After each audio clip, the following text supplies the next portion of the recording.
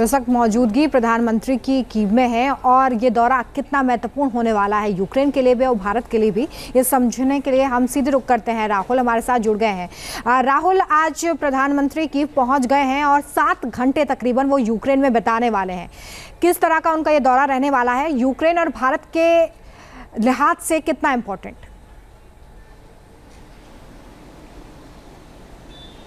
देखिए, लगभग 8.5 घंटे के आसपास यूक्रेन की राजधानी कीव में रहेंगे। हालांकि सुरक्षा लिहाज से मिनट टू मिनट कार्यक्रम रिलीज नहीं किया गया है और ना ही हम आपको लाइव में बता सकते हैं कि कहां पर प्रधानमंत्री जाएंगे।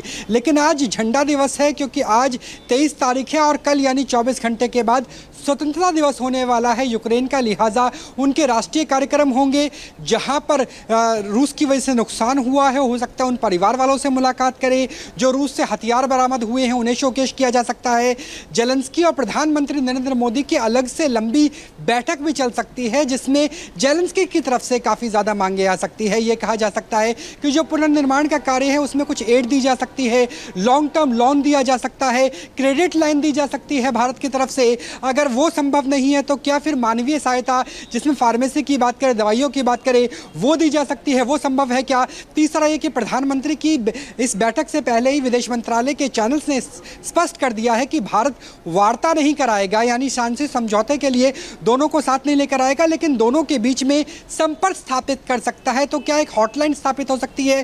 प्रधानमंत्री के कहने पर उनके हस्तक्षेप से मॉस्को और कीव के बीच में उसकी संभावना है। जो ज़ैपोरिज़िया का न्यूक्लियर प्लांट है या फिर जो रूस का न्यूक्लियर प्लांट है, जहां अब यूक्रेन की फोर्सेस पहुंच गई है, वहां पर कोई इशू ना हो, वो कोशिश की जाएगी। तो एक लंबी चौड़ा ऐसी फेरिस्त है जिसमें जेलेंस्की की तरफ से दबाव बनाने की या समर्थन लेने की कोशिश संभव रहेगी। जी बिल्कुल, तो ये एक लंबी लिस्ट है जिसका जिक्र यहाँ पर राहुल कर रहे थे। बहुत शुक्रिया राहुल आपका हमारे साथ जुड़ने के लिए, इस तमाम जानकारी के लिए।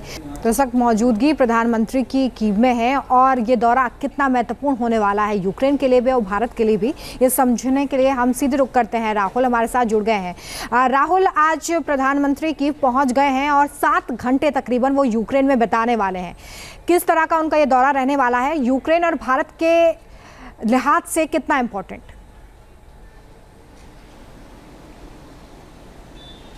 देखिए, लगभग 8.5 घंटे के आसपास यूक्रेन की राजधानी कीव में रहेंगे। हालांकि सुरक्षा लिहाज से मिनट टू मिनट कार्यक्रम रिलीज नहीं किया गया है और ना ही हम आपको लाइव में बता सकते हैं कि कहां पर प्रधानमंत्री जाएंगे। लेकिन आज झंडा दिवस है, क्योंकि आज 23 तारीख है और कल यानी 24 घंटे के बाद स्वतंत्रता दिवस होने वाला है यूक्रेन का। लिहाजा उनके राष्ट्रीय कार्यक्रम होंगे।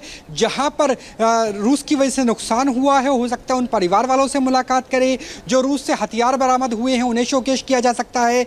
जेलेंस्की और प्रधानमंत्री नरेंद्र मोदी की अलग से लंबी बैठक भी चल सकती है, जिसमें जेलेंस्की की तरफ से काफ़ी ज़्यादा मांगे आ सकती है। ये कहा जा सकता है कि जो पुनर्निर्माण का कार्य है उसमें कुछ एड दी जा सकती है, लॉन्ग टर्म लोन दिया जा सकता है, क्रेडिट लाइन दी जा सकती है भारत की तरफ से। अगर वो संभव नहीं है तो क्या फिर मानवीय सहायता, जिसमें फार्मेसी की बात करें, दवाइयों की बात करें, वो दी जा सकती है। वो संभव है क्या? तीसरा ये कि प्रधानमंत्री की इस बैठक से पहले ही विदेश मंत्रालय के चैनल्स ने स्पष्ट कर दिया है कि भारत वार्ता नहीं कराएगा, यानी शांति समझौते के लिए दोनों को साथ नहीं लेकर आएगा, लेकिन दोनों के बीच में संपर्क स्थापित कर सकता है। तो क्या एक हॉटलाइन स्थापित हो सकती है?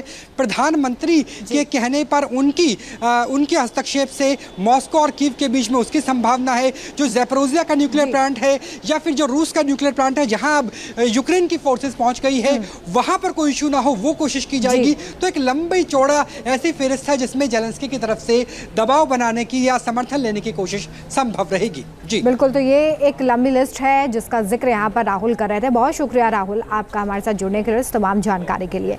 न्यूज नेशन अब व्हाट्सएप पर खबरों की ताजा अपडेट के लिए न्यूज नेशन के इस QR कोड को स्कैन करें।